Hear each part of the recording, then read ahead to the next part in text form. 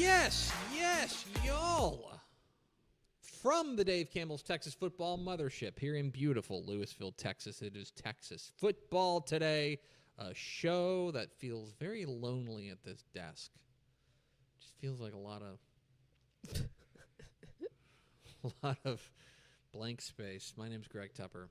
I'm the editor-in-chief of Dave Campbell's Texas Football Magazine and TexasFootball.com. Thank you for spending part of your day with us. Whether you're watching us at TexasFootball.com, Facebook, YouTube, Twitter, Instagram, if you are watching us on Quibi, or you listen to us on the podcast, which you can subscribe to on the podcast vendor of your choice. Either way, thank you for doing your part to support your local mediocre internet show. I am sitting over there at the helm today, making us sound good. She is the I don't know, you don't really have a nickname. You're just kind of V&A Moreno. I'm just kind of V&A Moreno. Do you have a nickname? Do you have a nickname? Well, everyone in the office calls me V. Yeah, I call you V, but like that just kind of, that'd be like if you called me, like that's what you call me Tep. You know what I mean? Yeah. Like it's kind of the same thing. We are not live today. We are on tape because... Wait, we're not? No, we are on tape. And I'll tell you why. I don't mind telling you this. We have our 2026 Summer Magazine kickoff meeting this afternoon. What? Yes. So we're starting the process. Mark the time. It's February 12th. We're starting the process of putting together that beast. Y'all are cooking and so that's, in the conference room. So we actually have like a good excuse for being on tape today. Amazing. Today is Thursday, September. Wow. February 12th, 2026, a mere 287 days until Thanksgiving. Happy belated birthday to Mark Tepper. Wow. Mark Tepper is my dad. The Mark Stash. Let's go. Turns an age yesterday. His grandpa name is Papa Bear. That's and cute. So yes, that's the best nickname ever. It's Dee Dee and Papa Grandpa. Bear is what it Amazing. is. But Papa Bear had a birthday yesterday. Happy birthday to him. It is episode 1914 according to the program monitor. On today's show, folks, it's the triumphant return of two really, really good segments, okay? This is the good stuff. Oh, my goodness. It is the triumphant return of Math Tuesday, and it is also the triumphant return of Craig Way. Let's freaking go. That's right. That's awesome. Thursdays, as somebody wants to call it, is back. We're going to talk, in Math Tuesday, we're going to talk about, dig into the numbers of what are the new districts of doom in UIL realignment. And then we're going to talk with Craig Way, the Texas High School Football Hall of Famer, about his thoughts on UIL realignment and where he lands. Because he knows realignment and especially realignment history inside and out, which really makes for an interesting conversation. So we will have Craig Way coming up here at the back half of the program. A reminder, we won't do First Four Through the Door because we're on tape. This was recorded hours ago. It is Thursday, though. I can't promise you that. It is Thursday. I'm wearing these same clothes. Unless something's gone terribly wrong in the next couple hours. So we're back. It's a big show because you know what else is back, V&A? What is it? Math Tuesday. Oh, my gosh.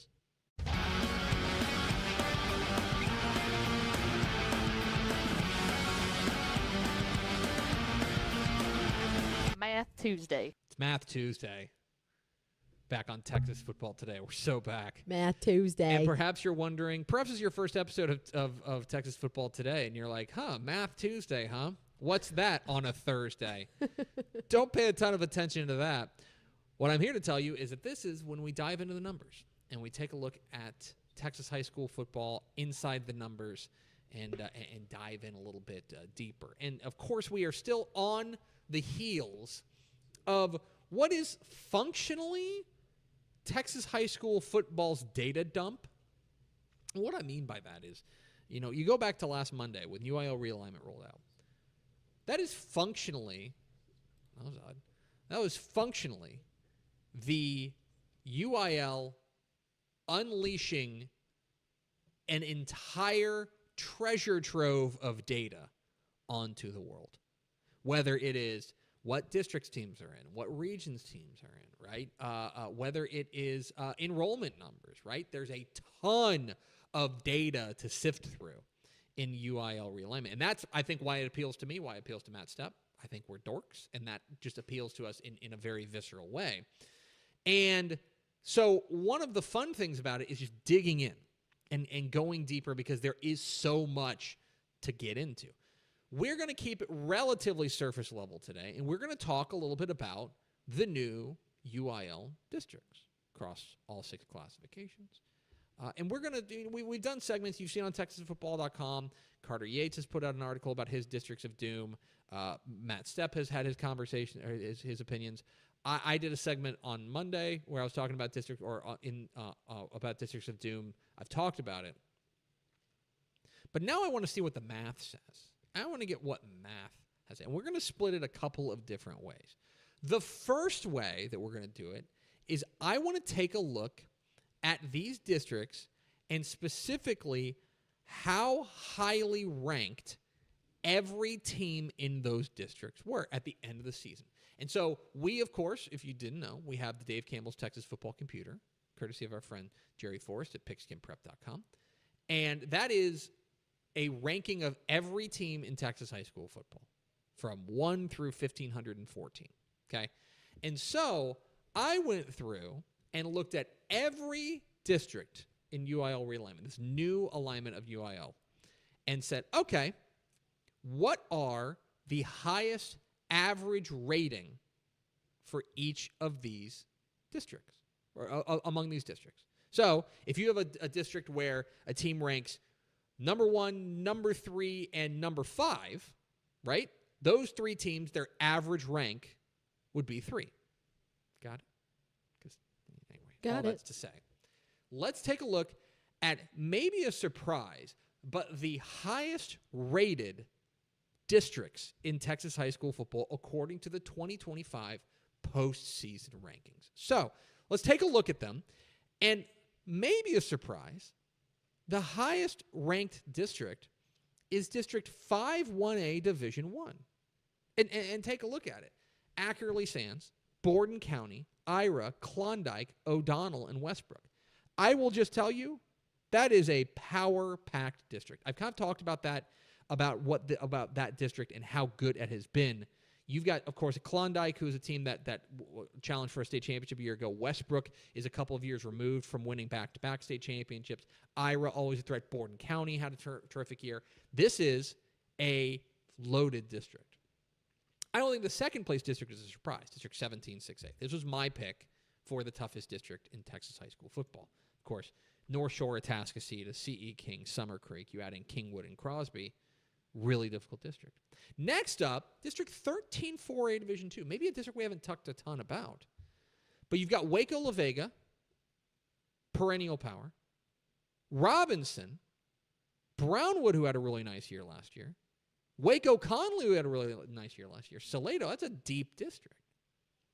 You add in District 10-6A, that's fourth. Forney, Longview, Mesquite Horn, North Forney, Rockwall Heath, Royce City, Tyler Legacy. That kind of East DFW to East Texas 6A district. And finally, in fifth place, 11-4A Division 1. This is another one that I circled. Bay City, El Campo, Sealy, Brookshire Royal had a great year last year. West Columbia had a great year last year. Navasota is always a challenge. These are, according to the average ranking, these are the 5 toughest districts in Texas high school football. Now, I can also tell you immediately, because I think I can be an honest broker here, that may not tell the whole story, because you may say, hey, what about District 11-6A? 11-6A is the Duncanville, North Crowley, Waxahachie district, Mansfield, Lake Ridge district. Really, really good. What you will find is that at the bottom of that district, teams like Crowley and Skyline tend to drag it down. And so this, in a lot of ways, I think is a measurement of how deep and how consistently excellent the district is throughout. There's one other way I want to split this UIL realignment, and another way of finding out what the districts of doom are, and that is, hey, how many games did these teams win last year? I mean, just get really simple. What is the winningest district in Texas high school football? The winningest new district. And again, it might surprise you. We're going to take all the teams that played varsity football last year that are in these districts. We're going to average out their win total. What is the winningest district in Texas high school football? And you might be surprised to find District 13 5A Division II is the winningest district. 9.4 wins. Bernie, Alamo Heights, New Braunfels, Liberty Hill. I mentioned this about off the top, that this is a district that I think is really, really dangerous. I want you to consider this. Bernie, 13 wins. Alamo Heights, 12 wins. New Braunfels, 11 wins. Liberty Hill, 9 wins. You add in San Antonio Veterans Memorial, which had 2, that's dragging it down. What you are seeing, though, is that with 2 new teams in there, Liberty Hill Legacy Ranch and New Braunfels Long Creek, who did not field varsity teams last year, they don't count towards the average. And so you've got those 5 teams there, Bernie, Alamo Heights, New Braunfels, Liberty Hill, San Antonio Veterans Memorial, average 9.4 wins. Next up is another district I pointed out, District 1-2A Division II. Stinnett, West Texas, coming off of a state semifinal berth. They won 14 games last year. Groover was a 12-win team. Stratford was an 11-win team. And then even you add in Bovina, who was a 5-win team a year ago, and Vega, who won 3 games. That averages out to 9 wins per team. Pretty good. Your average team in that district is a 9-win team. Then you've got what I'm going to call the bi-district of doom. Okay? And that is District 3 4A Division 1 and District 4 4A Division 1. We'll start with District 4 3A Division 1. That is Peaster, Paradise, Vernon, Boyd, and Bowie. Peaster, of course, a state semifinalist a year ago, beat Paradise in the regional final, who won 12 games. Vernon won 9 games. Boyd and Bowie won 5 and 4 games, respectively. And then their district bunkmates, bi-district bunkmates, 3A Division 1. You've got Wall, the reigning state champs, in 3A Division 2, moving up to 3A Division 1. Llano, who was a state semifinalist a year ago, won 13 games. Ingram Moore had a terrific year, a miraculous playoff run. They won 7 games. Early was a 5-win team. They have 8.2 wins per team, despite the fact that San Angelo TLC went 0-10. That's how good that district is. And finally, you go down to District 15, 2A Division 1. Shiner, Ganado. I probably don't need to sell you on that, how good that is. But I think it goes deeper as well. Okay? So Shiner, of course, was a state runner-up in 2A Division 2 a year ago, moving up to 2A Division 1. Ganado was an 11-win team. They were the defending state champs last year in 2012. They were 2024 state champs. They won 11 games last year. You have another 10-win team, which might be flying under the radar, in Kennedy, a 10-win team. Flatonia was an 8-win team. You add in Bloomington, who was 5-5 and then 4-6 with Danbury. This is a very, very deep district. And I look at this particular group there with Weimar, a team that I think is very dangerous as well. This is, by average win total, the toughest districts in Texas high school football. What I think is fun about UIL realignment is that there's no right answer, right? There's probably a right answer at the end of the season where we can look back. But right now, projecting forward, there's no right answer because I think that you can split it a couple of different ways. If you want to say, well, it's the team that won the most, okay, it's District 13 5A Division 2. If you want to say, oh, it's a team that was the highest rated, okay, it's a 6-man district. And if you need an 11-man district, District 17 6A. But I think there is reasonable arguments for 1-2A Division 2. I think there's reasonable arguments for District 11 6A. I think there's a reasonable argument for District 10 6A. And a few others across the state. That's what makes UIL realignment and this data dump so fun, is that we have the opportunity to cut this in a variety of different ways and gives us plenty to talk about in the offseason. So there it is, the triumphant return of Math Tuesday. The best, the very best.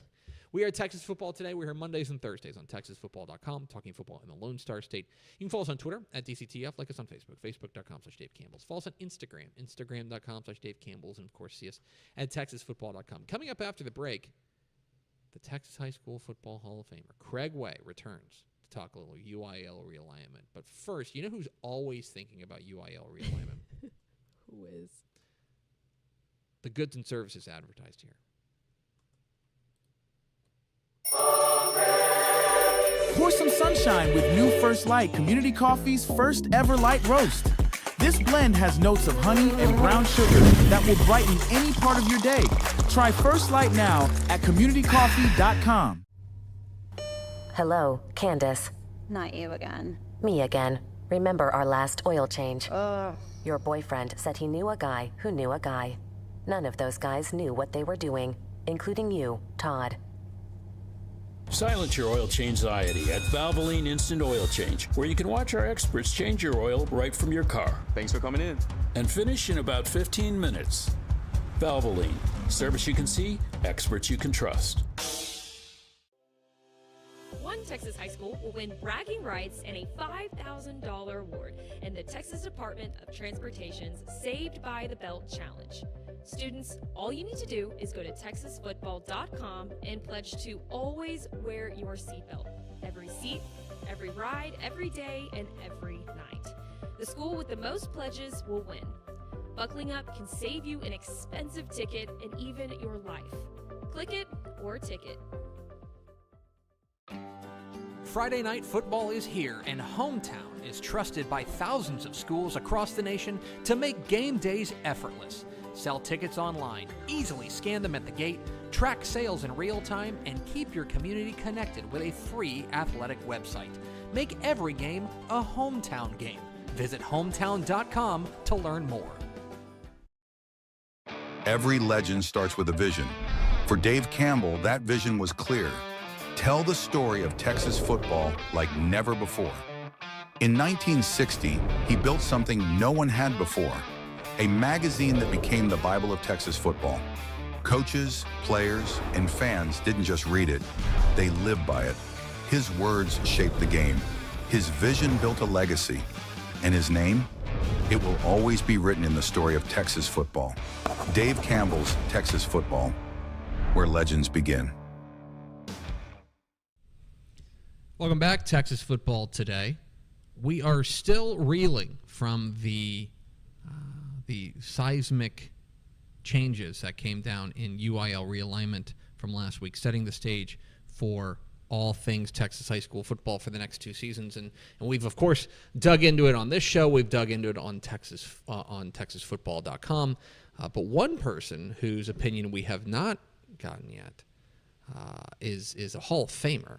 And so let's go not just to the hotline, but in living color. We are pleased to be joined by the Texas High School Football Hall of Famer, the voice of the Texas Longhorns, and, of course, the host of the eponymous Craig Way Show down there on AM 1300 The Zone in Austin. It's our friend Craig Way. Mr. Way, look at us together on video. Who would have thought? You know, I was just thinking about the fact that here you worked so hard at the end of the season, and we were all working hard on the telecast of the state football championship games, and you and the DCTF crew managing to get everything to the finish line in all that you do. And there's normally that nice break that you have for a little bit, and you had a little bit, and the key word there was little, because then you had to dive right into it, since at the first of this month we had realignment, and so there it is for all to see. And I know you had to jump right back into the grind, but you're right, it's fascinating. This particular realignment might be a little more fascinating than some that we've seen in recent years for a number of reasons, obviously. To your point, it is, I would compare it to like doing spring ball in the sense that off season gets truncated a little bit. Got to get the pads back on a little quicker. You kind of touched on it. You've now had like a little more than a week to look through UIL realignment, and I am curious, when you first picked up the packet, when it first dropped in front of you, what struck you about this particular alignment?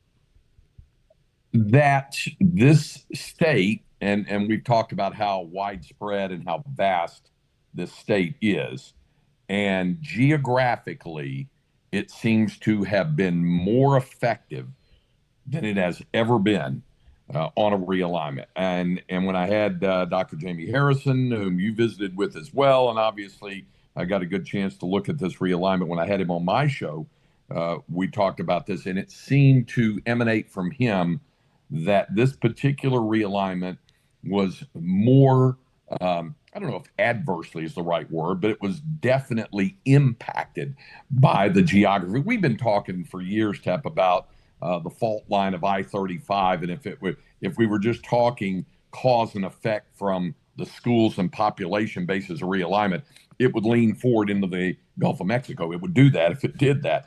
We know about those vast expanses of West Texas. And we've seen this coming, and we know this, other than the one population base of El Paso and having the one 6A district there in El Paso, everything else is going to be sliding toward the east. And so it creates what at one time, I mean, those of us OGs can remember when the Little Southwest Conference was 8 schools in there, and it's 5 now. So that comes forward. And then how do you get into the mix in terms of geographically separating the Dallas-Fort Worth Metroplex schools into relatively relevant districts that matter in terms of the population base and the competitive balance? You know, one thing that Jamie talks about is they strive for competitive balance, but first and foremost, they have to work with what they have in terms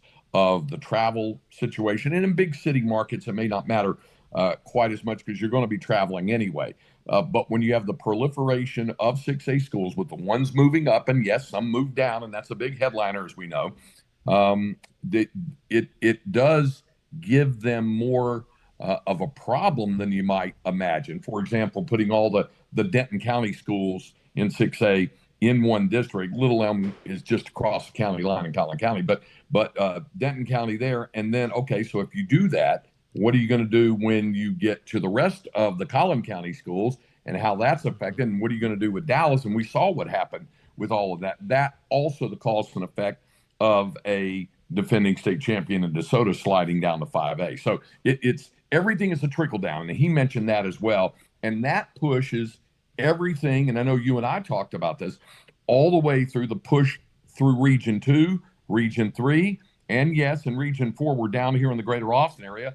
For the first time ever, there are 3 districts involving the state's largest classification. I asked Jamie Harrison, so when's the last time there were 3, back in the old days of the previous nomenclature of 5A, and now, of course, it's 6A, but the largest classification, when's the last time that you had 3 districts out of the greater Austin area? And the answer is never.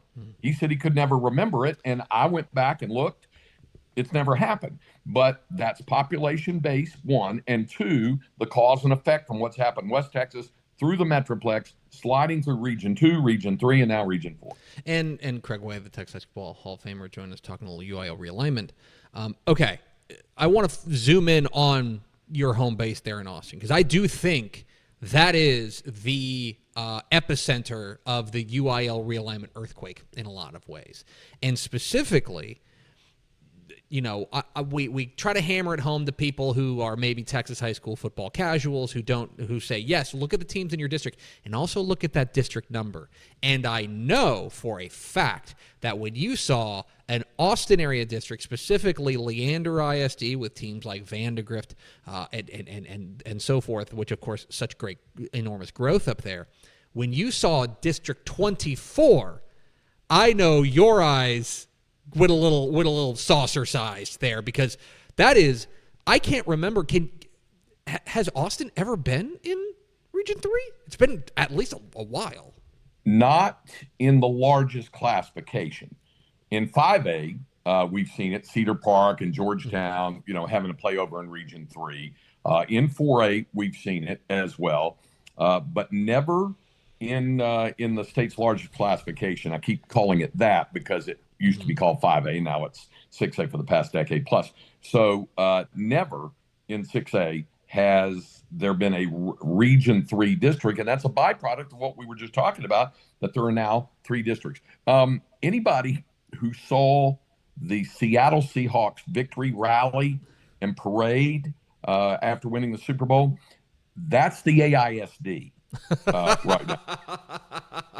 And Del Valley. Yeah. And even Dripping Springs, although Drips held its own, with the win over Westlake last year and a hard-fought game with Lake Travis. But I'm sure Galen Zimmerman is not upset that his school is in a different district now.